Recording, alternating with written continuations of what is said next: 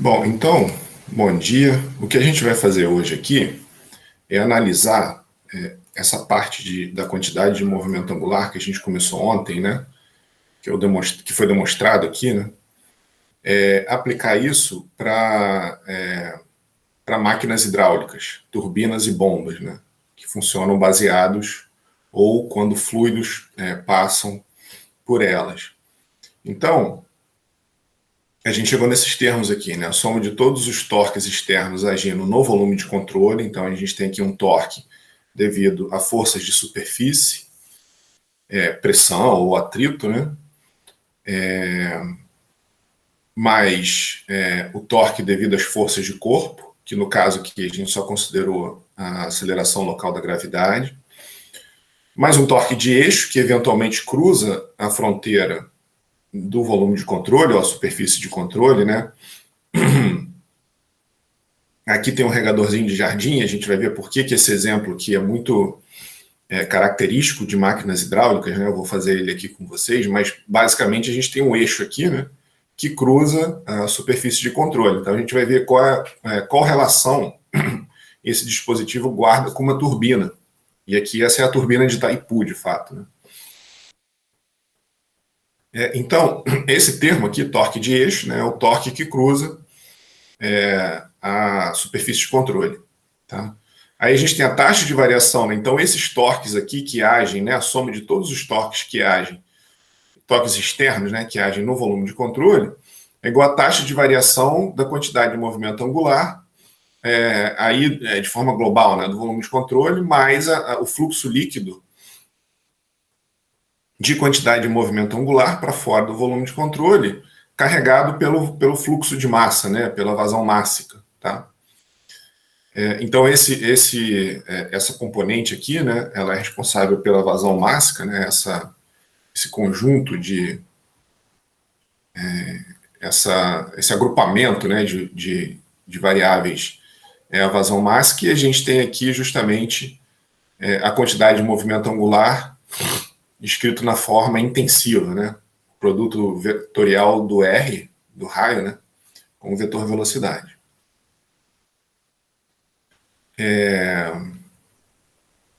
Bom, e aí, agora a gente vai falar um pouco, né, nessa parte aqui da V2, a gente vai começando hoje, né, nessa parte do princípio da quantidade de movimento angular aplicado para as turbomáquinas, né. Aí tem que falar uma coisa importante, né, nesse caso, que a gente vai usar, como a gente viu, né, até na aula passada, diversas grandezas angulares, né, em contraposição às grandezas lineares. Então, a gente tem aqui a velocidade de rotação, né, que, por exemplo, quando a gente quer passar quantidade de movimento linear para a quantidade de movimento angular, a gente multiplica pelo raio, e a velocidade, né, à medida que o corpo gira, né, à medida que a massa, com relação a alguma distância r, gira, essa velocidade linear ela se transforma numa velocidade angular, multiplicando o raio pela velocidade de rotação. Mas esse ômega aqui, no SI, normalmente ele é em radianos por segundo. Né? Mas as máquinas, normalmente, aí a gente vai ver que esse ômega, o papel que ele vai desempenhar nas turbomáquinas, né? Ele normalmente é dado, ou pode ser dado, em rotações por minuto. E aí, para fazer a conversão, a gente multiplica a rotação por minuto por 2π por 60, porque cada rotação tem 2π radiano e 1 minuto tem 60 segundos. Então, se for dado, né, o n ponto, se você tiver ver aí um dispositivo, né, com a rotação, o que o ômega for dado em RPM, basta multiplicar por 2π e dividir por 60. E a potência, né, a gente trabalhou com torque aqui, né, a gente estava vendo o torque aqui, ó, né, o teorema do transporte de Reynolds, ele relaciona torque, né, todos os termos de torque, com a variação da quantidade de movimento angular. Mas se a gente quiser achar a potência, assim como então torque aqui é Newton metro, né, o Joule, certo? Então tem dimensão de Joule, né? E se a gente quiser achar a potência, basta a gente multiplicar pela velocidade de rotação. Então, da mesma forma que a gente tem uma força uma força, né, vezes uma distância, a gente tem trabalho em Joule, e se a gente quiser saber a taxa com que essa força é realizada, né, força vezes esse ΔX num certo delta tempo, a gente tem a potência, certo? Que ele chama aqui de W ponto, né? Certo? W ponto, tá? Então, se a gente quiser saber a potência associada a esse torque aqui no eixo, a gente só multiplica pela velocidade de rotação, tá? E aí a gente tem ômega o torque, ou se for dado em RPM, né, ou se a velocidade de rotação for dada em RPM, a gente multiplica por 2π, né? 2π, n ponto, torque sobre 60. Aí a gente tem a potência no eixo, tá? Então isso daqui é porque, esse slide aqui, né, porque a gente vai ver dispositivos agora, nesse momento, onde a gente extrai ou fornece torque a partir da variação da quantidade de movimento angular, que são as turbinas e as bombas, né? Então eu vou falar aqui de forma bem geral, bem rápida, né, só uma parte introdutória. Os engenheiros mecânicos vão pegar máquinas de fluxo comigo mais para frente e vão ver isso com mais calma, né? Bom, então tá aqui, ó, um exemplo de aplicação do princípio da quantidade de movimento angular para um regadorzinho de jardim, né? E aí todos os livros de mecânica dos fluidos têm esse exemplo, e pode até parecer um contrassenso, né? Você está nessa altura do campeonato querendo saber torque no eixo de um regador de jardim, mas é porque, de novo, né? Essa configuração aqui guarda muita semelhança com as turbinas, tá? Com as turbinas e aí o equacionamento que a gente vai fazer aqui, ele pode ser estendido depois, né, para máquinas mais complexas, tá?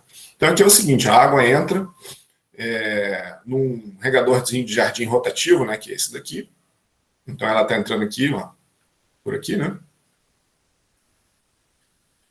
Através da base, né, a uma taxa, né, uma vazão de 1000 ml por segundo. A área de saída de cada um dos dois bocais é de 30 milímetros quadrados. Então aqui, né, aqui a área é 30 milímetros quadrados, tanto aqui quanto ali, né? Então a área aqui também, 30 milímetros quadrados. E a vazão que sai de cada bocal, ou o fluxo saindo, né, o escoamento saindo, tá tangencial aqui, né? Tá tangenciando aqui o volume de controle. Tá? O raio do eixo de rotação até a linha de centro do bocal é de 200 milímetros. Então ele está dizendo que ele poderia ter falado do raio do braço aqui também, né? O raio desse braço aqui é de 200 milímetros, tá? Ele quer saber o torque, aqui, ó. Quanto que é o torque que você precisa fazer para manter essa cabeça aqui estacionária, tá? Para mantê-la parada, né? Porque à medida que a água sai aqui, lembra que a gente fez esse exemplo aqui ontem? Lembra que a gente fez esse exemplo aqui ontem? E a ideia é a mesma, ó. Se não tivesse uma resistência ao momento, né, exercido aqui, e o momento, a gente está relacionando isso com torque, né? Esse momento aqui é um torque que é exercido aqui na base. Se não tivesse nenhuma resistência, no primeiro caso do exemplo, esse conjunto aqui ia vir para a esquerda aqui, né? Justamente por causa da variação da quantidade de movimento angular. Aqui o fluido entra com relação à base, né? Ele entra com uma certa quantidade de movimento angular. Lembra que é o R, produto vetorial com a velocidade, vezes o M ponto, né? Como o R aqui, como a gente está, o ponto de referência aqui é esse aqui, o R aqui é zero, né? Tá? Beleza? E aqui em cima, ó, a gente tem um R de 2 metros. Ó. Na saída, então, o fluido entra com a quantidade de movimento angular zero e sai com a quantidade de movimento angular dado por R, V2, M ponto. Tá? Isso daqui na forma escalar já, né? E no sentido Z negativo aqui que a gente tinha feito ontem para dentro do quadro, né? O sentido positivo era anti-horário, se eu não me engano. Deixa eu ver aqui. Era positivo no sentido anti-horário. Então a gente tem a gente teve, né, esse conjunto aqui de essa grandeza, quantidade de movimento angular na saída, dado por RV2M ponto. Tá? Então, a mesma, e aí isso tende, né, essa variação de quantidade de movimento angular tende a trazer esse conjunto aqui para a esquerda. E aí, a mesma coisa vai se desenvolver aqui. A mesma coisa se desenvolve aqui. Ó. A gente tem, e aqui em dobro, né? Porque tem um lado aqui exercendo torque, fazendo com que o regador, né, a variação da quantidade de movimento angular aqui, gera um torque aqui no eixo, fazendo com que ele vá, né, para a esquerda aqui, né, ou no sentido anti-horário, certo? E aqui também, né, no sentido anti-horário. Mesma coisa, porque ele está para lá. Se os dois estivessem para o mesmo lado, o regador ia ficar parado, né? Ele não ia para lugar nenhum, tá? Beleza? Então ele está querendo saber o torque necessário para, se você segurar ali, né, colocar sua mão aqui em cima desse eixo aqui, em cima aqui do eixo, né, quiser mantê-lo parado aqui, quanto que é o torque que você tem que exercer para ele ficar parado? Porque a tendência aqui, pela variação da quantidade de movimento angular, é que esse dispositivo gire no sentido anti-horário. Tá? Então ele está perguntando qual é o torque necessário para mantê-lo parado. O torque associado com a rotação desse regador a 500 revoluções por minuto, ou 500 RPM, e o potencial de geração de energia desse dispositivo. Então, de novo, né, lembra que a gente fez um exercício lá atrás que a gente tinha visto o potencial de geração de energia de um dispositivo, do anteparo, né, que ele estava se movendo com uma certa velocidade, né, para a direita, tinha um jato d'água atingindo aqui, sendo defletido, e a gente tinha que exercer uma reação Rx para a esquerda. Então, essa reação Rx associada a essa velocidade fornecia uma potência que a gente aqui identificou, até eu falei, né, das turbinas de Pelton. O princípio de funcionamento das turbinas de Pelton é justamente a variação da quantidade de movimento linear do fluido, aqui associado ao movimento associado ao movimento dessa roda aqui, né? Agora, caramba, foi mal. Agora o que a gente está fazendo, deixa eu ver se eu chego mais rápido. Aqui.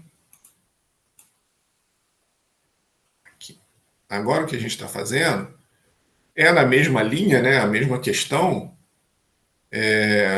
mas a ideia aqui é fazer essa análise baseada no princípio da quantidade de movimento angular. E aqui a potência vai ser o torque, né? O que eu acabei de falar aqui anteriormente, né?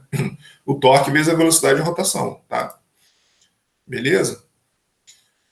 E ele quer saber a velocidade de rotação desse dispositivo se não existir nenhum torque resistivo aqui, se ele girar livre, né? Tá? Então vamos ver isso, né? Vamos analisar à luz do princípio da quantidade de movimento angular. Então a gente tem aqui nossas hipóteses simplificadoras. Ó. A gente vai assumir uma velocidade uniforme, né? Uma velocidade média uniforme em qualquer seção, então a gente... Todos esses termos de velocidade dentro das integrais podem sair de fora dela, né? Porque elas são uniformes, a gente não precisa se preocupar com o perfil de velocidade, regime permanente, então esse termo aqui vai embora. Somente componentes ao longo do eixo de rotação, ou seja, a gente vai trabalhar com as projeções em Z aqui, né? Porque a gente não precisa se preocupar com nenhuma outra coordenada, nem o R, nem o θ nesse caso aqui. A gente só quer tudo que a gente desenvolver, da mesma forma que a gente fez, por exemplo, anterior, esse daqui do cano, né? Estava tudo ao longo do eixo Z saindo de dentro da tela. Tá? Então a gente só se preocupou com as projeções no eixo Z. Né? Tudo que foi pedido foi ao longo do eixo Z, que é a mesma coisa. Então a gente não precisa se preocupar com as outras componentes. E a gente vai desprezar as forças de corpo. Então esse cara aqui vai embora. Tá? Beleza? Bom, aqui está uma turbina, né? Só passar rapidinho, isso daqui a gente vê com bastante detalhe lá em máquinas de fluxo, para quem for continuar. Mas só para vocês verem mais ou menos, que é um dispositivo que funciona nesse princípio da variação da quantidade de movimento angular. Então tem aqui um caracol, aí lá em máquinas de fluxo a gente vê, né, que esse caracol aqui é para distribuir de forma igual, né, o fluido ao longo do rotor, porque senão ia ter um desbalanceio radial. À medida que o fluido vai entrando, né, à medida que o fluido vai entrando para dentro da turbina, a vazão vai diminuindo porque ele vai, enfim, penetrando ali esse rotor, né? Ele dá um detalhe aí que a gente estuda muito mais lá em máquinas de fluxo. Eu vou passar isso daqui, que é o princípio de funcionamento, né? Como que o fluido, ao passar pela turbina, faz ela girar, e isso vai gerar um torque no eixo aqui, né? E esse eixo é que está conectado lá a um gerador, por exemplo, né? Aqui, ó, se vocês olharem essa foto aqui, o rotor é justamente, isso daqui de novo, né, é a usina de Itaipu, isso é uma turbina do tipo Francis, e aí a gente vai analisar isso lá em máquinas de fluxo, né, quem for fazer, mas só para você ter uma ideia aqui do tamanho das pessoas, né, e o tamanho do rotor da turbina aqui sendo instalado. Então aqui em cima é por onde sai o eixo, isso daqui é um guindaste, né, que está colocando ela lá dentro, mas aqui é por onde passa o eixo, né, certo? Por onde passa o eixo ali, que vai ser conectado no gerador, tá? Beleza? Então a ideia é essa. E aí, aqui no vídeo, né, a gente tem ela no contexto, ó, como é que faz? A água entra, passa ali pela turbina e sai por um tubo divergente ali embaixo, né, que ainda aproveita um pouco da energia. E aí está aí mais ou menos o contexto de uma turbina de Francis. Ó. Aí tem umas pás guia, umas pás diretrizes aqui, que são responsáveis por alinhar o fluido num ângulo correto, né, para entrar com as pás aqui da turbina, enfim. Então, o link para esse vídeo está aqui em cima, né, quem quiser dar uma olhada aí com calma. Tá? Então está aí a questão da variação da vazão com o ângulo das pás guia para otimizar o ângulo, né? A gente vai ver isso em máquinas de fluxo, quem for fazer máquinas de fluxo, né? Então otimiza o ângulo com que o fluido entra ali na máquina, tá? Então mais ou menos é isso daí e essa relação entre torque e variação de quantidade de movimento angular que faz esse dispositivo funcionar, tá? Bom, então voltando aqui só para dar uma motivação, né? A gente sair do mundo do regador de jardim, entrar numa coisa de engenharia mais séria, né? Vamos dizer assim. Por que a gente está vendo um regador, né? Mas é por causa disso, porque essa relação aqui, ó, de torque com variação de quantidade de movimento angular é a mesma relação que faz uma turbina funcionar, tá? Beleza? Então, ó, a direção e magnitude do escoamento entre 1 e 2, né, ele entra aqui no volume de controle na seção 1 e sai aqui na seção do volume de controle na seção 2. Então, ele muda de direção e magnitude, e isso, né, essa mudança de direção e magnitude, que está relacionado pelo fluxo líquido da quantidade de movimento angular do fluido, que vai exercer o torque no eixo ali do regador aqui, né? Tá? E essa integral ela é não nula, né? Assim como todos os casos que a gente está vendo, né? Somente onde o escoamento cruza a superfície de controle. Tá? Aqui uma palavrinha, né? Na entrada aqui, ó. O que acontece, né? A gente até tem uma quantidade de movimento angular em outras direções, mas, por exemplo, o R produto vetorial com V ao longo do eixo Z é zero nesse caso, né? Porque se você fizer aqui, ó, na entrada, o R com o V, ele vai dar ao longo do R, né? Certo? Fizer o produto vetorial ali, ó, do R com o V, né? Esse braço de alavanca aqui, ó, isso daqui, ele está pegando a seção 1 ali, ó, dando um zoom na seção 1. Então, se a gente, na verdade, aqui a gente considera o R0, né? Porque a gente considera uma velocidade uniforme, tá? Mas se você quiser fazer uma análise mais detalhada, e também, né, de qualquer forma, de outro modo, o RV ali, né, esse RV aqui, ele tem uma componente em R, mas se a gente for para o outro lado aqui, né, fizer a mesma coisa do outro lado, ele vai dar em menos R. Então, eventualmente, isso daqui se equilibra, né?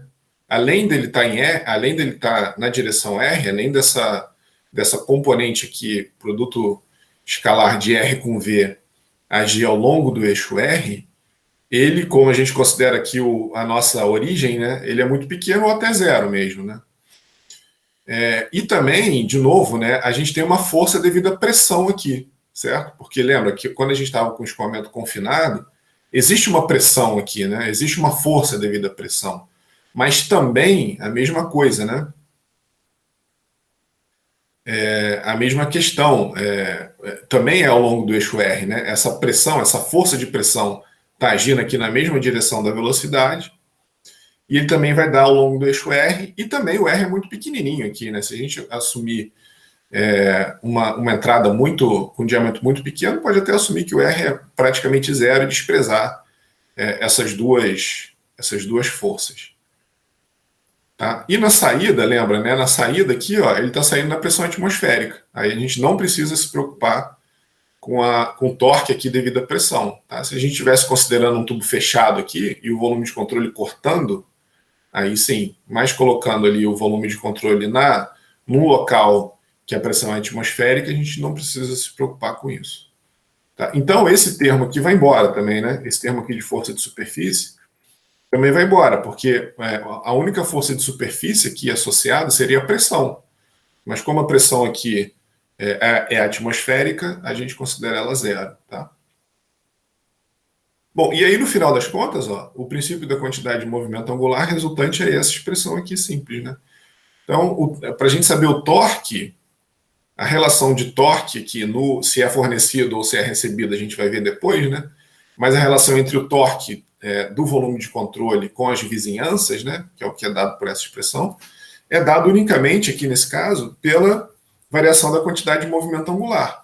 Na superfície de controle 1, a gente viu que a quantidade de movimento angular era zero, porque o raio é zero, e na superfície de controle 2, aqui, ó, na saída, aí a variação de quantidade de movimento angular é diferente de zero, e é justamente essa variação que faz, né, que fornece a relação com os torques aqui no eixo, né, desse dispositivo.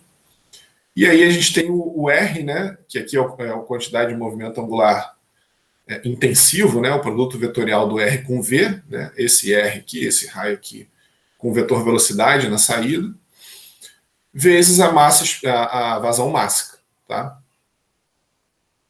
Aí é o seguinte, ó, a gente tem aqui várias velocidades, tá vendo aqui na saída?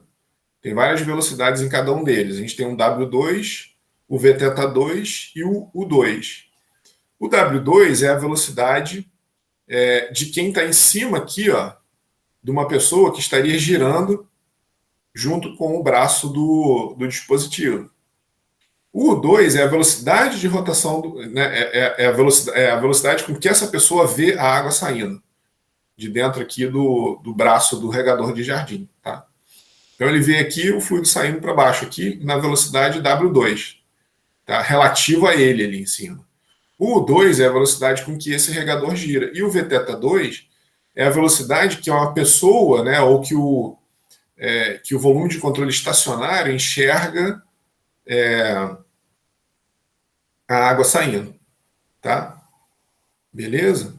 E a relação deles é essa daqui, né? O Vθ2, a velocidade com que uma pessoa vê a água saindo, é o W2, que é a velocidade com que ela sai efetivamente, né, relativa ao braço, menos a velocidade com que o braço está girando. Tá? Certo? E aí, lembra que as nossas equações elas eram escritas com relação às coordenadas do volume de controle. Então, a gente tem que fazer,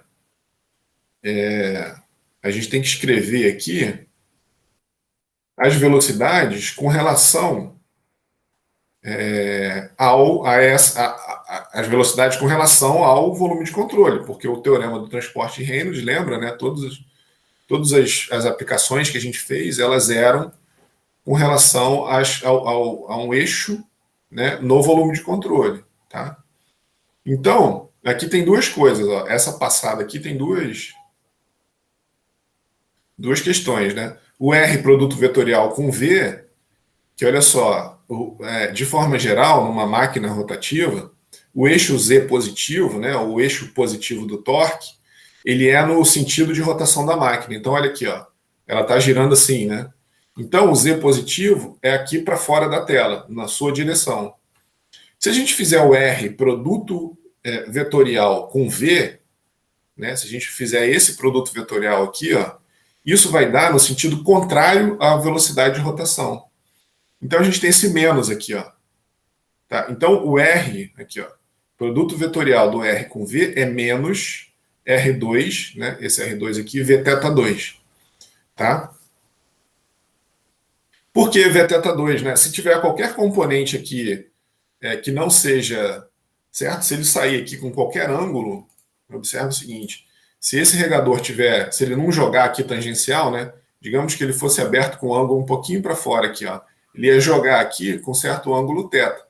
Mas esse produto vetorial aqui, a exigência do produto vetorial é que você faça o R vezes a componente normal aqui, né, do vetor R. Então é o R Vθ, né, que o Vθ é essa componente aqui, né, relativo ao volume de controle, que está a 90 graus com relação ao R2, tá? Beleza? Então, por mais que ele não estivesse alinhado, só essa componente Vθ aqui que ia ser responsável por isso, né? Por esse produto escalar, por esse produto vetorial. Tá? Então, tá aqui o sinal, né? Certo? Menos R2, Vθ2, tá?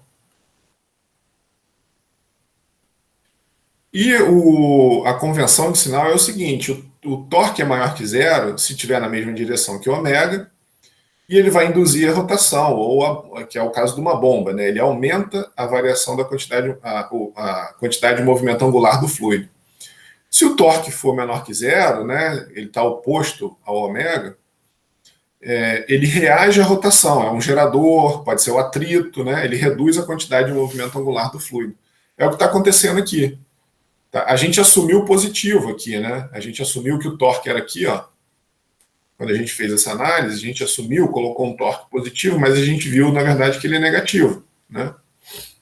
Certo? Né? Ele assumiu que era maior que zero, mas na verdade ele é menor que zero. Por quê? Ele está no sentido oposto à velocidade de rotação do dispositivo. Tá?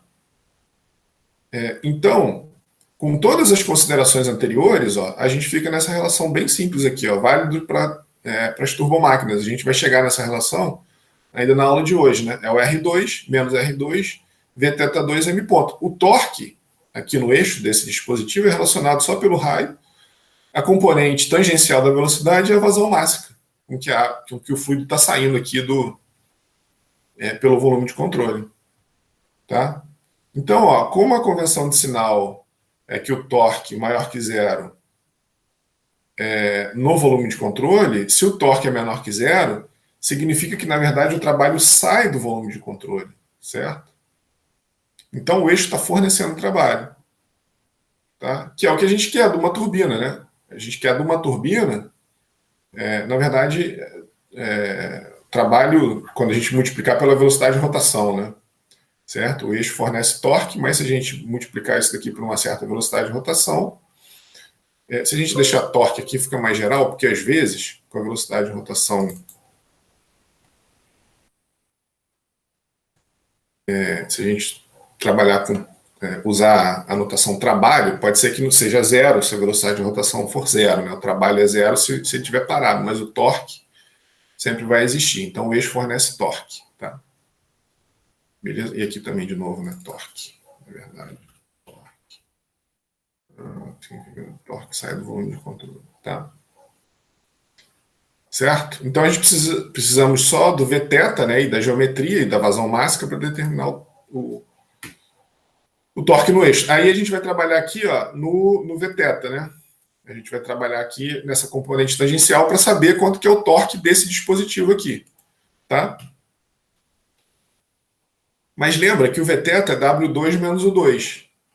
Né? E que a gente, quando escreveu o teorema do transporte Reynolds, a gente estava num sistema, né? As nossas velocidades eles eram com relação às coordenadas que estavam no volume de controle. Então a gente tem que determinar quem é esse Vθ aqui, né? Da mesma maneira que a gente fez o carrinho se movendo, lembra? Que a gente fez o caso do carrinho se movendo e um jato d'água atingindo um carrinho, né? E a gente tinha que ter uma reação ao movimento dele. Então, a gente tem aqui, né, a mesma coisa. Então, a gente tem que fazer o W2 menos o 2. Então, a gente precisa da componente W2. Qual é a velocidade com que o fluido está saindo aqui? A velocidade é a vazão sobre a área, certo? Beleza? A gente tem uma vazão de água que está entrando aqui de 1000 ml por segundo, ela divide, né? A gente assume que metade vai para cá, metade vai para cá. Então, 500 ml por segundo vem para um braço, 500 ml por segundo vem para o outro. Essa vazão, então aqui ele dividiu por 2, aqui é dividido por 2, por A2, né? Então, em cada um dos... É a velocidade em cada um dos braços, né? Certo? Então, a gente tem aqui, 1000 ml, transformando para metro cúbico, dividido por 2, vezes 30, que é a área, né? Que ele disse aqui, 30 milímetros quadrados, vezes 10 a menos 6, passando para metro quadrado. Então, a gente tem 16,64 metros por segundo. Tá? Aí, a primeira pergunta é o seguinte, qual é o torque necessário para manter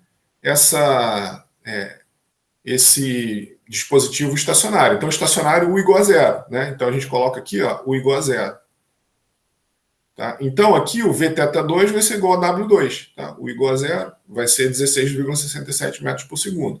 Jogando aqui na expressão do torque, que a gente achou, e a vazão massa, que é massa específica vezes a vazão volumétrica, né? Aqui ele substituiu tudo. Tá?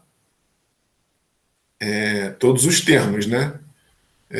Então, está aqui o raio, né? O R2, 200, passando para metro, né? Então, o R2 está aqui, o Vθ2 está aqui, e o M ponto está aqui, ρ vezes a vazão. Tá? Então, menos 3,34 newtons-metro. Esse é o torque que você precisa fazer para, se você tiver um regador de jardim de 1000 ml, entrando água a 1000 ml por segundo, com a área, a seção na saída de 30 milímetros quadrados, né? Um raio de 200 milímetros, e ele nessa configuração aqui, né? Então, a gente tem que exercer um torque de 3,34 newtons-metro, certo? No eixo do regador de jardim. Tá? Beleza? Para que ele fique parado, né? Aí, a segunda pergunta é: qual é o torque associado com a velocidade de rotação de 500 rotações por minuto? Aí, nesse caso, né, para analisar qual é a velocidade de rotação de 500 rotações por minuto, né, qual é o U, qual é a velocidade linear associada a essa velocidade de rotação, simplesmente multiplicar ômega por R2. E aí, aquilo que eu tinha falado, né, 500 vezes 2π radianos sobre 60, 52,36 radianos por segundo, multiplicando por 0,2 pelo raio, né, deu 10,45 metros por segundo. Então, o Vθ2 é o W2 que a gente calculou, né, a velocidade com que o fluido está saindo ali desse dispositivo, menos o 2, a velocidade de rotação, então deu 6,19 metros por segundo. Aí é a mesma coisa, né, a gente joga aqui, R2, Vθ2 e o M ponto. Então, o torque associado à velocidade de rotação de 1,34 de 500 rotações por minuto é de 1,26 newton-metro. Tá? Comparando com o torque de 3,34, a gente tem um torque menor quando ele gira, né? Mas agora a gente tem uma potência associada a essa velocidade de rotação. Se ele está parado, a potência é zero. Você tem um torque grande, mas a potência é zero. Se ele está girando, a potência é de 65 aproximadamente, né? 65 watts. Tá? Então, o que diz é o seguinte: se a gente desprezar o atrito aqui, a gente consegue extrair 65 watts de potência desse dispositivo, quando ele gira a 500 RPM. Ou então, o atrito está fazendo com que ele gire a 500 rotações por minuto. E quanto que é esse atrito? 65 watts. Tá? Beleza? E ele quer saber a velocidade de rotação se não tiver nenhum torque aplicado. Ou seja, se ele não tiver nenhum dispositivo acoplado aqui, né, no eixo, e além disso, não existir nenhum atrito entre a parte estacionária e a parte rotativa. Ou seja, ele está girando livre, não tem nada impede que ele gire, né? Então, ó, é só a gente igualar aqui o torque a zero. Torque igual a zero. E quem é o Vθ2? W2 menos R2 ômega. Isso vai implicar em U igual a ômega. Ou seja, ômega igual a W2 sobre R2, né? Vai ser a velocidade de saída aqui sobre sobre o raio, né? Certo? Então isso vai dar justamente 83,5 radianos por segundo, ou 797 RPM, no momento que você não tem nenhum torque aqui segurando esse dispositivo. Tá? Se ele estiver girando livre ali, não existir atrito. Então ele vai girar 795 RPM. E nesse caso aqui, a água entra e sai com a quantidade de movimento angular zero, né? Porque se o torque é zero na saída, esse termo aqui vai ser zero, né? Então ele não tem quantidade de movimento angular na saída também. Tá? Beleza? Nesse caso aqui, ele girando a 797 RPM, significa que o U é igual a W. Né? Esse termo aqui, ó, U, ele vai ser igual ao W. Tá? E aí não vai existir torque nenhum na saída desse dispositivo aqui. Tá? Ou o V2 é zero aqui, né? Certo? Uma pessoa que estiver em pé aqui vai ver o fluido saindo com a velocidade zero. Tá? Porque na medida que ele se move para cá, a água sai para lá com a mesma velocidade, né? Sai no sentido, à medida que esse regador está se movendo no sentido anti-horário, a água sai no sentido horário com a mesma velocidade. Tá? Então ele vê a água simplesmente caindo, né? Uma pessoa que estiver parada, né? Por causa da gravidade, né, que eu estou falando, né? Tá? Então ela vê a água parada ali, saindo basicamente parada, né? Então, nesse caso, a quantidade de movimento angular é zero com relação ao volume de controle. Tá? Na saída também, né? Como na entrada também era zero, então o torque é zero. Ou significa que não tem atrito nenhum, né? Mas qual é a potência associada ao torque zero? É zero também, né? Porque se a potência é a velocidade de rotação vezes o torque, você tem dois momentos que a potência é zero. Ou quando a velocidade de rotação é zero, ou quando o torque é zero. Tá? E aí a gente pode fazer um gráfico, ó, dessa relação aqui, ó, o torque em função da velocidade de rotação, tá aqui, ó, né? O torque é m.r2, R2 ômega menos W2. Tá? Esse daqui veio lá do teorema do transporte de Reynolds, né? Tá aqui, ó, essa expressão que a gente estava trabalhando. Então, se a gente botar isso num gráfico, essa parte azul aqui, essa linha azul aqui, e o eixo aqui ao esquerdo,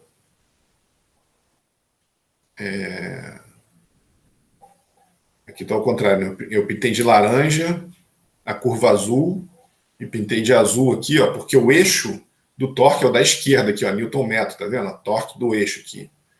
E aí eu pintei esse eixo da esquerda aqui de laranja, né? Na verdade, o laranja tinha que ser o da potência aqui do lado direito, mas tudo bem, tá invertido só a cor, né?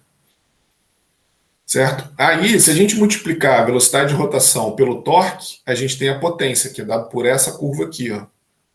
Então, o que ela está mostrando é o seguinte: quando você mantém o regador parado, é o momento que o torque é máximo, né? Isso em qualquer dispositivo rotativo, né? O motor do carro, um motor elétrico, tenta lá segurar um motor elétrico, você vai ver que, claro, né, dependendo do torque do motor, você consegue ou não parar ele, mas você vai ver que você tem que fazer cada vez mais força para parar o dispositivo, porque à medida que você vai tentando freá-lo, o torque vai aumentando, a potência vai diminuindo. Então, quando a velocidade de rotação é zero, o motor não está desenvolvendo potência nenhuma, a potência é zero. E da mesma forma, quando ele está rodando livre, se você soltar a mão e não conectar o motor elétrico em nenhum dispositivo, a potência dele é zero também, porque o torque vai ser zero, ele está rodando livre. Então existe uma potência ótima que depende da velocidade de rotação, né? Tá? Que para esse caso está aqui em torno de 400 RPM aqui, né? Tá? Beleza? Só derivar isso daqui com relação ao ômega e igualar a zero, que aí você tem esse ponto aqui de 400 RPM, mais ou menos, né? Tá? É o máximo aqui dessa função, essa função aqui, né? Certo? Então, dessa forma, né, por exemplo, se isso daqui fosse um gerador, vamos dizer que isso daqui fosse o projeto de um gerador pequenininho, você tem que ir lá e pegar um gerador que tenha máxima eficiência 400 RPM, então ele tem que girar nessa rotação para você extrair o máximo dele, né? E nessa condição, a potência hidráulica fornecida é de 69,37 watts. E o torque no eixo para acionar o gerador tem que ser de 1,65 Nm. Cada gerador tem o seu torque associado, né? Então, um geradorzinho com 1,65 Nm, que gire a 400 RPM, e ele vai fornecer 69,37 watts. Por causa das ineficiências, essa potência vai ser um pouquinho menor, tá? Mas basicamente é isso, né? Basicamente é assim, a gente pegou esse exemplo do regador de jardim, mas para um projeto de um dispositivo mais complicado como uma turbina, pelo menos um projeto geral, né? Claro que tem muito projeto aqui de detalhado, isso daqui, de novo, né? O teorema do transporte de Reynolds, a gente analisa as componentes de velocidade na entrada e na saída do volume de controle. É claro que o projeto das pás, o projeto do caracol e tudo mais é uma coisa muito mais complexa que precisa de uma análise lá usando CFD, né, análise diferencial e tudo mais. Mas a gente consegue, pelo menos, uma ordem de grandeza de algumas quantidades usando o teorema do transporte de Reynolds. Tá? Bom, e aí o que a gente vai fazer agora é aplicar o princípio da quantidade de movimento angular para as turbomáquinas. Que justamente, né, é uma das aplicações, a gente viu aqui atrás, né, nesse dispositivo aqui, numa turbina, né? E a gente vai fazer agora de uma forma geral. A gente fez um exemplo aqui, vamos dizer assim, sem identificar especificamente que isso daqui era uma turbomáquina. E agora a gente vai, na verdade, partir do teorema do transporte de Reynolds, né, do princípio da quantidade de movimento angular, mas aplicar isso especificamente para um dispositivo que extrai ou fornece energia para o fluido, né? Então aqui tem uma bomba, isso daqui é o impelidor da bomba, e aí à medida que o impelidor gira, ele varia a quantidade de movimento angular, né? Então lá em máquinas de fluxo, quem for fazer máquinas de fluxo vai ver isso lá comigo, né? Como que isso acontece aqui no impelidor da bomba. Uma turbina, isso daqui é uma turbina de Francis, né? Então tá ali tipo um propulsor, né? Isso daqui é uma Kaplan. Essa é uma turbina de Kaplan, isso daqui é uma turbina de Francis. Então, as turbinas, elas extraem torque do fluido quando ele passa pelo rotor, né? E aí a variação da quantidade de movimento angular vira o torque no eixo ali, tá? Esses dispositivos, então, né, eles possuem um elemento rotativo que transfere energia do eixo para o fluido, se for uma máquina, uma bomba, por exemplo, né, ou para o eixo do fluido, se for uma turbina, tá?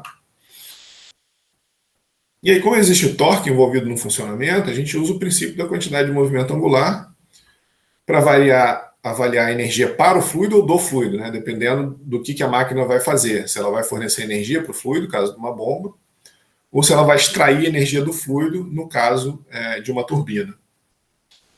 Tá? Bom, aí o que a gente faz? Né? A gente simplifica, primeira coisa, a gente pega o teorema do transporte de Reynolds e faz uma simplificação geral, vamos dizer assim. Né? Então, a primeira coisa, ó, os torques devido às forças de superfície vão ser ignorados. Por que a gente despreza esse torque aqui? E da mesma forma também que das forças de corpo, né?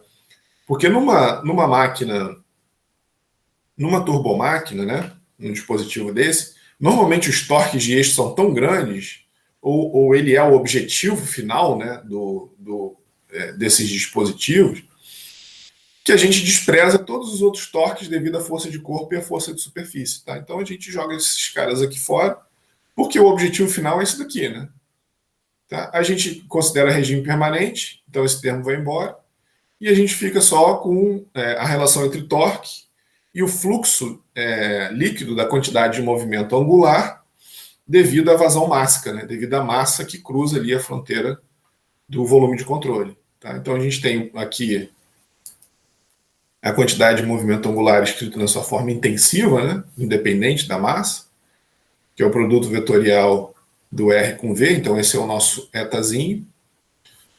Tá? E aqui a gente tem, de forma geral, a vazão mássica. Né? Tá? Beleza? Bom, então tá aí essa expressão que a gente fica, que é justamente a que a gente analisou, né? Se vocês lembrarem aqui o exercício passado, aqui ó, o exercício da pegadorzinho de jardim, foi isso que a gente ficou, tá aqui, ó. Tá? Beleza? Foi o que a gente trabalhou, né? Então tá aqui. Então, para uma turbomáquina com entrada de trabalho, né, com entrada de torque, esses torques eles causam uma variação na quantidade de movimento angular do fluido. E para uma turbomáquina com saída de torque, né, aqui seria uma bomba, então isso daqui significa uma bomba, isso daqui significa uma turbina. Né, o torque produzido, né, certo? O torque produzido pela turbomáquina é devido à variação da quantidade de movimento angular do fluido. Tá? Então, em todos os casos, a questão, né, nos dois casos aí, turbina e bomba, a questão é a variação da quantidade de movimento angular do fluido que se dá ao passar por um dispositivo, que nesse caso aqui do regador de jardim, né, foi justamente esse braço aqui nessa configuração. Tá? Mas nas bombas a coisa é um pouquinho mais complicada. Né? Nas bombas tem essa configuração aqui, por onde o fluido escoa, e na turbina também é alguma coisa parecida. Né? Tá? Mas o objetivo é variar a quantidade de movimento angular do fluido. Bom, então a gente vai ver a aplicação, né, desse princípio para uma configuração típica do impelidor, que é essa daqui, ó, ou de um rotor, né, que é esse dispositivo ali dentro que está girando, e aqui teria um motor elétrico, né, aqui não está mostrado aqui nessa bomba, mas acoplado aqui, ó, tem até um rasgo de chaveta aqui, ó, acoplado aqui teria um motor elétrico, né?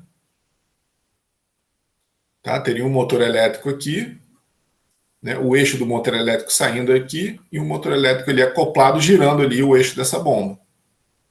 Tá? Ou aqui um gerador, né? Aqui a gente também não está vendo, mas teria um gerador aqui, gerando energia, né? Acoplado nesse eixo.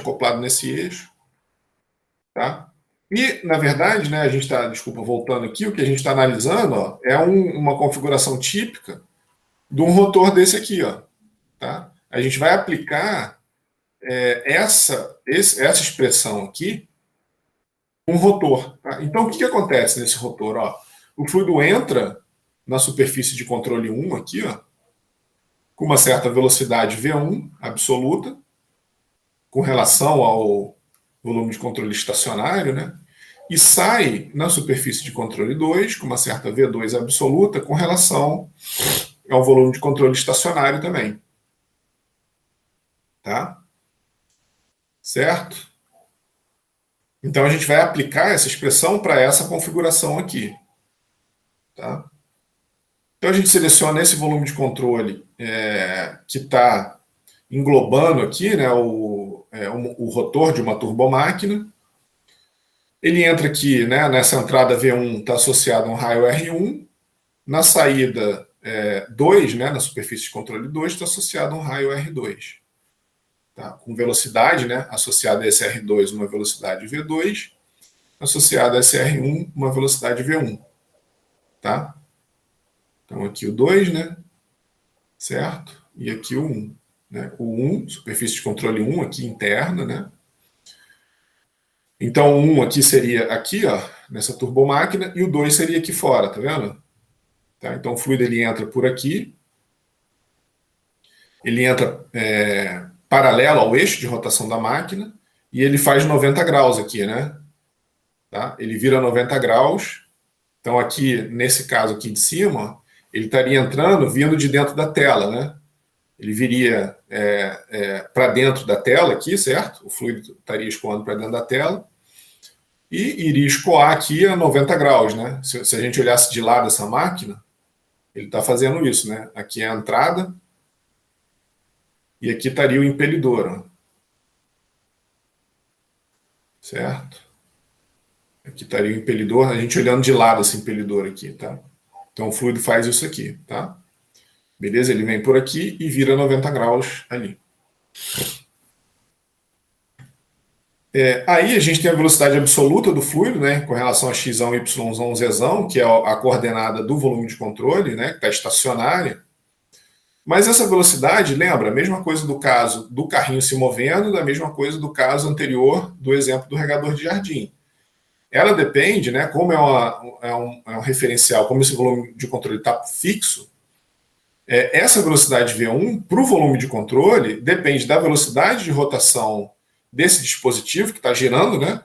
Normalmente o motor elétrico induz a rotação desse dispositivo. E o W, o que é o W? É a velocidade relativa a pá. Tá?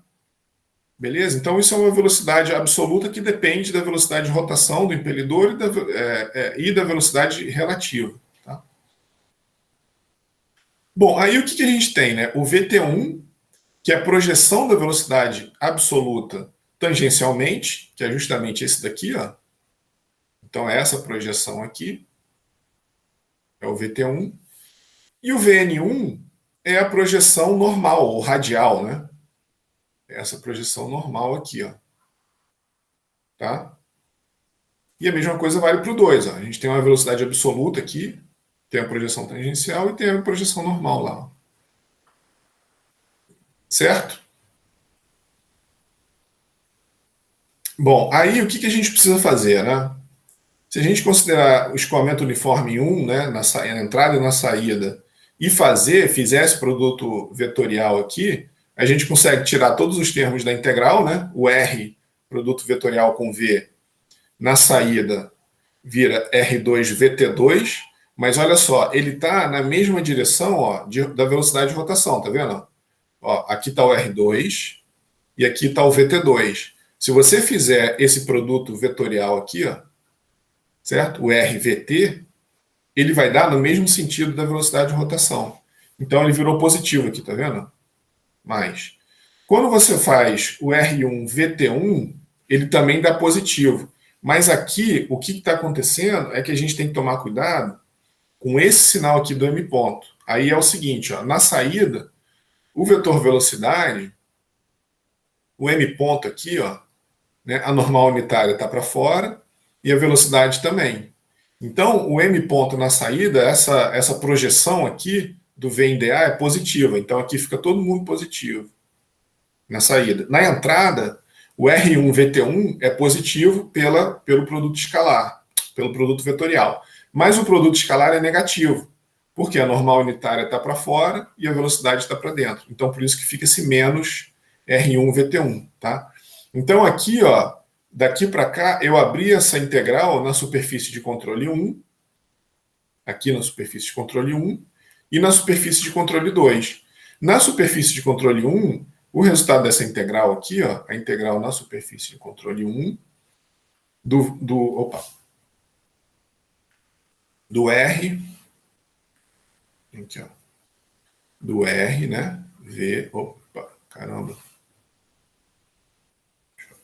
do R, produto vetorial com o V, ρ, V, produto interno com A. Isso daqui deu menos R, VT1, M ponto, tá?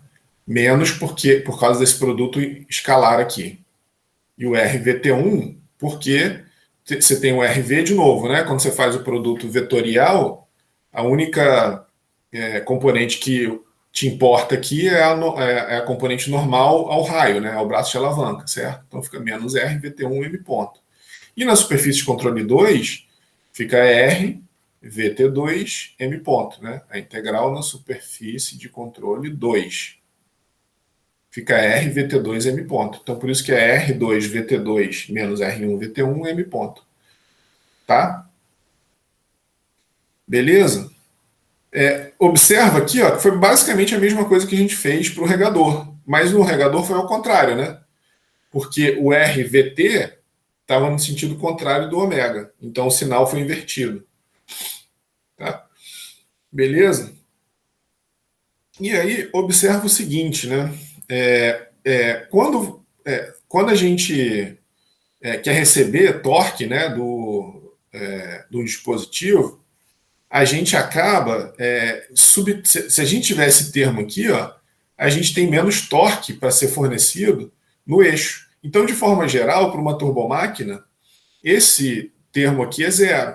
E a gente também lá na frente associa, né, o torque com a energia fornecida ao fluido, no caso de uma bomba. Então, quando a gente subtrai esse termo aqui, ele também implica em menos energia fornecida para o fluido. Então, de forma geral, esse termo aqui a gente quer zerar ele. E aí, isso a gente vai ver lá em máquinas de fluxo, né? Isso a gente consegue fazendo essa soma vetorial com base aqui nas velocidades relativas. A gente consegue zerar esse VT1 na prática, tá? Mas, enfim, isso é uma coisa para se falar lá mais para frente em turbomáquinas. Então, essa é a equação de Euler das turbomáquinas. A famosa equação de Euler das turbomáquinas. Vem lá do princípio da quantidade de movimento angular. É a relação entre o torque no eixo, no volume de controle, né? E a variação da quantidade de movimento angular do fluido para todas as turbomáquinas. O que são turbomáquinas? São dispositivos que se baseiam no princípio do fornecimento da interação de energia com o fluido, usando dispositivos que giram. Então, por isso que você tem um turbo do carro, uma turbina, uma turbobomba, porque é um dispositivo que gira. E aí tem que tomar cuidado, né? Que tem existem bombas rotativas que giram, mas que não se baseiam nesse princípio da variação da quantidade de movimento angular, né? Então, esse termo turbo, né, associado a dispositivos que giram, é uma coisa que ficou comum na indústria, mas para ser mais preciso, tem autor que diz que uma turbina, né, uma turbomáquina, é um dispositivo que respeita a equação de Euler, tá? Que se baseia no princípio da variação da quantidade de movimento angular, né, que relacionando torque com a variação da quantidade de movimento angular. Então, turbo, porque turbo significa girar, em latim. Né? Então, a raiz, né, a origem do termo turbo é girar. E aí ela acabou associada a máquinas que respeitam a equação de Euler. Mas tem máquinas que não respeitam a equação de Euler, que giram e que fornecem energia para o fluido. É o caso de uma bomba de engrenagem, é o caso de uma bomba de parafuso, é o caso de uma bomba de cavidade progressiva. Tem várias bombas que giram e que não são turbobombas, porque elas não respeitam a equação de turbomáquina de Euler. Mas hoje em dia, né, agora, se você pegar o turbo do carro, uma turbina, uma bomba, né, todos esses dispositivos funcionam baseados no princípio da rotação. Né? Em contraposição, a bomba de deslocamento positivo, né, que ela é um sisteminha pistão-cilindro, tudo bem, você tem um dispositivo que gira aqui embaixo, mas o movimento de bombeamento é alternativo, sobe e desce. Tá? Então, normalmente ela tem um sistema biela manivela que faz, né, esse cara que gira, e aí ele transforma o movimento alternativo num movimento rotativo num movimento alternativo. Ela gira também, mas o fornecimento de energia para o fluido ela é dado por um movimento alternativo. Tá? certo? Bom, então essa é a expressão usada em turbobombas, né, para a gente relacionar o torque fornecido para a turbina e a geometria, né, do dispositivo. Então, as hipóteses muito importantes, ó, regime permanente, a gente não considerou atrito em lugar nenhum, então, normalmente esses dispositivos eles funcionam muito mal quando o fluido é muito viscoso, porque você tem caminhos muito estreitinhos para o fluido passar e tudo mais. Então, de forma geral, esses dispositivos são usados para fluidos com baixa viscosidade, né, água e tudo mais. Tá? E escoamento uniforme. Então, são as hipóteses que permitiram a gente chegar nessa expressão aqui de cima. Tá? Certo? E aí, ó, o torque é positivo para bomba, ventilador, soprador e compressor, porque é o torque fornecido para o volume de controle, então ele é maior que zero. Essa é a convenção de sinal do teorema do transporte Reynolds. Ele é menor que zero para turbinas, então é o torque fornecido pelo volume de controle, certo? Quando o torque sai do volume de controle, ele é menor que zero. E essa convenção de sinal aqui, do R, produto vetorial com V, que fornece que corrige, né, esse sinal aqui. Tá? E o Z maior que zero é no mesmo sentido do ômega, né, da velocidade de rotação. Tá? Beleza? E aí, de novo, né, a taxa de trabalho realizada por uma turbomáquina é a potência, o torque vezes a velocidade de rotação.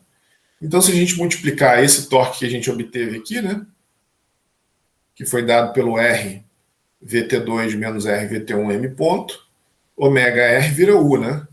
Certo? Se a gente distribuir esse ômega R aqui, ó, ele vai virar U em algum momento aí para frente, mas da mesma forma do torque, né? Então, a potência maior que zero é devido à quantidade de movimento angular do fluido tem que aumentar, ou então a gente aumenta a quantidade de movimento angular do fluido quando para uma turbina, né? Isso para uma bomba.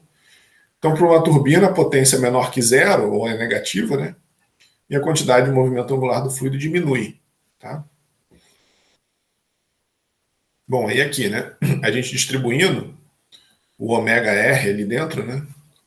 Distribuindo esse ômega R aqui, a gente fica que a potência é o 2VT2 menos o 1VT1. E se a gente dividir por M.G, aí isso é uma coisa que fornece uma conveniência muito grande, né? Dividir todo mundo aqui por M.G, e aqui também, né? Por M.G, aqui só vai sobrar um G. A gente obtém uma quantidade com dimensão de comprimento, que é o head teórico, adicionado ao escoamento ou carga na bomba. Então, esse termo aqui é a energia que a bomba recebe. Então, eu divido. Isso daqui, né, já estaria relacionado com a energia que o fluido recebe, né? Energia se você tem um eixo aqui, né? Você fornece um certo W ponto, e esse W ponto tem que ir para o fluido, não tem outro lugar para ir. Agora, se eu dividir isso por M.G, eu tenho uma grandeza com dimensão de comprimento. Isso é muito interessante no caso de uma bomba.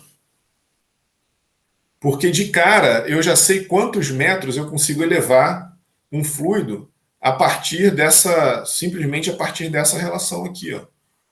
E eu consigo isso simplesmente dividindo todo mundo aqui, né, pela vazão máxima e pelo G. Então aqui simplificou o M ponto lá, ó, ficou só o G aqui do lado direito, né?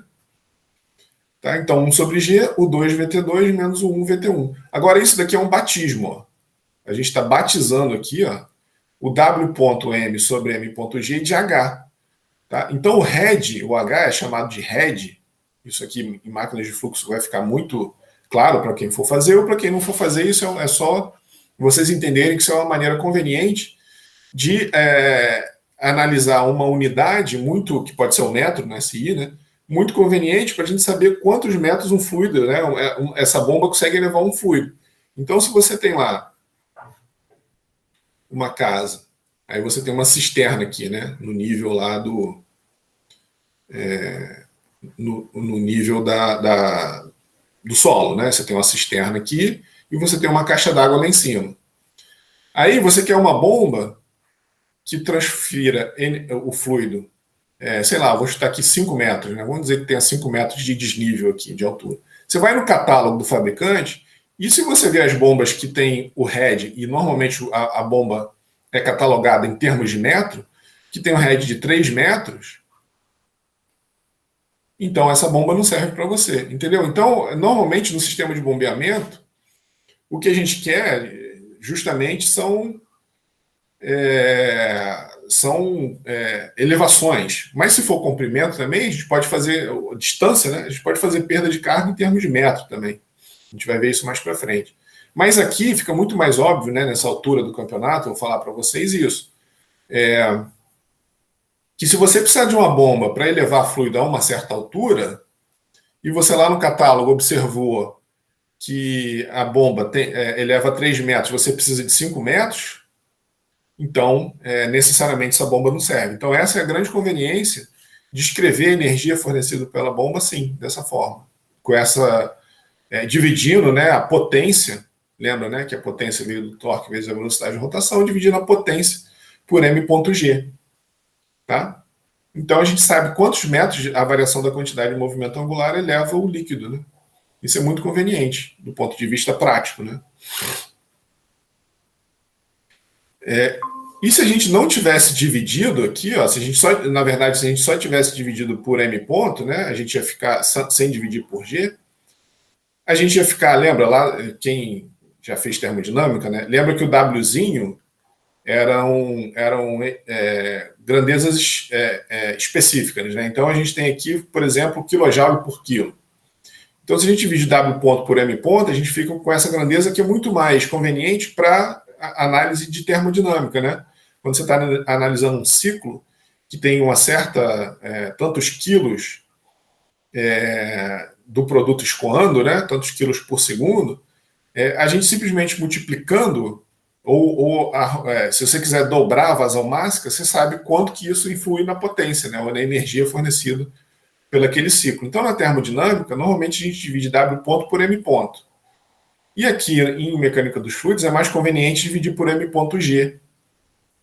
Né? Lá na termodinâmica, se vocês, quem já fez, né, ou quem fará, vai ver que normalmente as unidades de entalpia específico, de energia interna específico, de entropia específico, normalmente essas grandezas são dadas nas tabelas em quilojoule por quilo. Né? E normalmente eles dividem W ponto por M ponto. Depois é só você multiplicar pela vazão máxima que você sabe efetivamente quanto de energia o fluido está carregando, no caso, numa aplicação de termodinâmica. Aqui, normalmente, em mecânica dos fluidos, a gente quer saber quanto que a gente eleva um fluido usando um dispositivo desse, usando uma bomba, por exemplo. Tá? Então, por isso que é muito conveniente colocar esse G aqui, tá? Porque aí a gente fica com dimensão de comprimento, né? Ou unidade de metro, né? SI, tá?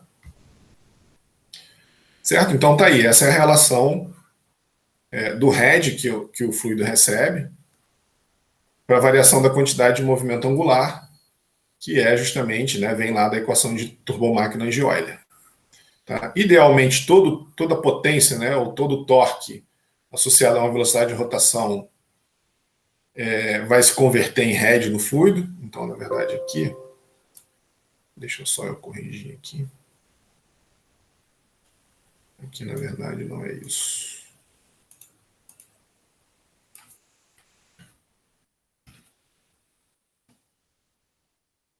Tá? Então, todo o torque, né, o T-shaft, na verdade, que aí a gente multiplicando pela velocidade de rotação forneceu a potência, né? Então, todo o torque fornecido pelo motor elétrico vai se converter em head do fluido. Quando a gente fez todas essas, multiplicou pela velocidade de rotação, dividiu por m.g, a gente associou isso a um head, né?